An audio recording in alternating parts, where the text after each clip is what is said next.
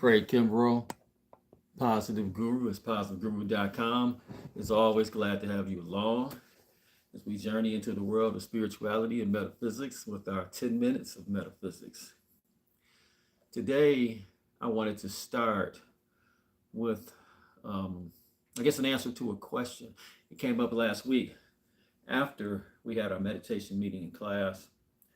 I think that was last week. Time flies so much. It was last week. After class, the question came up, or it came up about being able to go in meditation deeper, to have more deeper meditations. And I meant to respond to it, but there was so much going on, and it came up in a period in which it wasn't really proposed as a question, but just proposed on something that someone in the group was working on. I thought I would go ahead and address it now. If you would like to make your meditations deeper once you actually started the process, if you don't have the process, if you go to if you go to positiveguru.com on the meditation page, there should be a how to meditate video. There should also be a how to meditate video somewhere on this YouTube channel. And I'll make sure that it's one of the more featured videos after this broadcast today. But once you've actually begun practicing the meditation, especially you're practicing the highest form of meditation where you are meditating on the sound and light within, one of the best things you can do to make the meditation more fruitful, to be able to concentrate deeper and quicker and so on, is to do what my teacher, Mr. Imbrister, used to call taking your burdens to the Lord and leaving them there. Just prior to the meditation, or even as you're sitting down in the lotus position and you're about to begin to chant your mantra and everything else, bring to mind the things that are concerning your world, whether it be making enough money to cover expenses, or something going on in your child's life, or something going on in your relationship. Bring that to your mind and tell yourself, God and the universe, I'm leaving this with you. I'm leaving this with the higher mind. I, of my conscious mind, am not trying to solve this. And then go to the next one. I'm leaving this with you, God. I'm leaving this with the universe. You've got the answers. This is taken care of by you.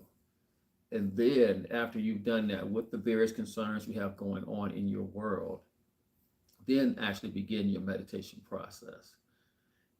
Having left those concerns, even hopes and things you're going after, having left those up to the higher mind within yourself and the higher mind of God and the universe, now your mind can go into meditation clearly. Now you can go in without these thoughts scurrying around, slowing you down in your meditation. So that's my tip for today as to one of the ways in which to go deeper into meditation. Another thing you can do also is be sure to remember to repeat the mantra over and over. And sometimes you may even want to just make sure you, even if you just count for the first 10, just to make sure you've done it at least 10 times. After that, continuously go ahead with your mantra.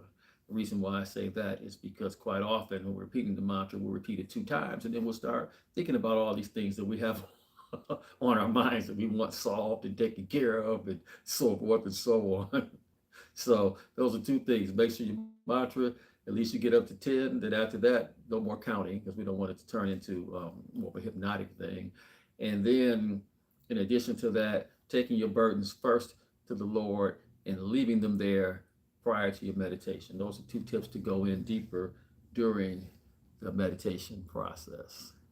Now, today I wanted to talk about, it came to me to talk about a television show or actually a movie that I saw last night. And there is a spoiler alert in here, but it's called the Good Witch, the Good Witch's Gift. I think I saw it on the Roku channel. And I like the Good Witch series anyway, because it's so cool, and it's connected to the Good Witch series. It's so cool because this Good Witch, and she's just a woman that owns a little bookshop, I think it's mainly books that she sells, and I don't know if it's books or if it's candles and things of that nature, but a little gift type shop, and she has these scents and oils and things like that, and these little recipes like that, I guess, for sage and different things that she gives to people. And she's always finding ways to help people, sort of facilitating things to happen with different people, whether it's putting this person together with that person. And she does it not in a witch like way with potions and so forth. No, she's just someone that seems to be or seems to have a connection with God in the universe and sort of knows certain things are going to happen, or is led to do certain things, which as we all progress on the spiritual path, we will get information telling us maybe it's something that may or may not occur, or we may get information, we become more intuitive and more guided. We get information telling us to go in certain directions and to do certain things. So that's one of the things I like about the Good Witch series. And in this Good Witch's Gift movie, one of the things that just grabbed me, I'm watching the movie and it's the same type of thing where she's got her shop and everything, and the things that are going on, and the people that are coming in and getting help from her and so forth, uh, in her I forget what type of shop, a spices shop or a gift shop or but at one point it really gets deep. There's this guy who had robbed a bank, and he lived in that small town that they were in, and at one point he ends up being on parole. Now he's out. He wants to connect with his daughter, but he still has some of these tendencies in him, and he still has the money hidden. No one knows where the money is but him. He gave them a fake location or whatever, but no one knew where the money was. He got released on good behavior or whatnot, and now he wants to take this money to be able to impress his daughter and this, that, and the other, and do different things for her. And a series of things happen, brought together by the universe to place him in a situation where he gets to hear what his daughter would really like most, which is not for him to give her all these things, not for him to prove that he's this big guy and whatnot, but more so, she just wanted the love of her dad and her family being together and feeling as though she had a family, feeling as though she had that stability and care and so forth. And it was sort of miraculous the way in which he ended up hearing about it right when he's about to go get his old stash and elude everyone, so to speak. But he hears her talking about this, about what she would most like, and how much she revered her time with her dad, and which is he was the dad who she once remembered before the robbery and so forth. And when he hears this, it really strikes him. It causes him to reflect and go in a different direction. He does get the money, but now when he gets the money, he turns the money in to his rival, the police officer that arrested him. He turns the money, who happens to be the Good Witch's husband to be. He goes right to their wedding ceremony and returns the money. He says he wanted to do this there with all those people there because he wanted his daughter to see that he was changing and that he was not going to run away. He was going to face all his problems, and he was going to become a better man, and he was doing it for the love of her and his family. And it was a beautiful thing.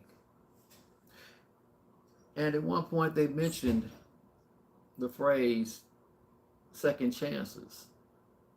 You know, how people have second chances. And, you know, I do these talks on second chances. Usually I do them right around the first of the year, or times that are symbolic of a second chance. And those are the times I'm thinking about it. But as I'm watching this, I'm just tearing up because I'm remembering that the second chance can come at any time once we are willing to make the change. Once we're willing to become a different person. When we become that different person, the new chance goes into effect. The new world goes into effect. The new you goes into effect. The new us goes into effect. And it's a beautiful thing. And on that show, when he brought the money in and he gave it to his rival, there was someone there who was saying, who was upset about, like, but hey, you know, you can't do this. And his rival looks, and the police officer says, there's no crime in turning in money. And there's no crime in making a change, becoming a different person. He's done his time. And you can see that this was the beginning of his new world, the beginning of his second chance. His daughter was proud of him, giving him a hug and so forth. But any given chance in our life, any given time in our life, we're open to that second chance as soon as we decide we want to make the change. And every day when we wake up, this is a possibility of moving into that new place. Anytime we decide I want to go in a different direction, and it does not mean that we have had to rob the bank or done anything bad, but maybe it's a second chance of that life that we dreamed of, or a second chance in walking in the way in which we have seen in our mind's eye. Make the chance today, move in that direction, the change today, move in that direction if you can. And if you've been thinking about such a thing, and if you haven't, and it just brings something to mind, then still focus on doing that. And by all means, take the time to meditate and go within.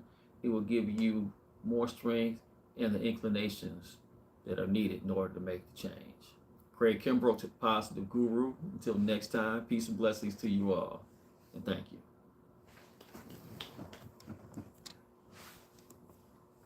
Hey, how's it going? All right.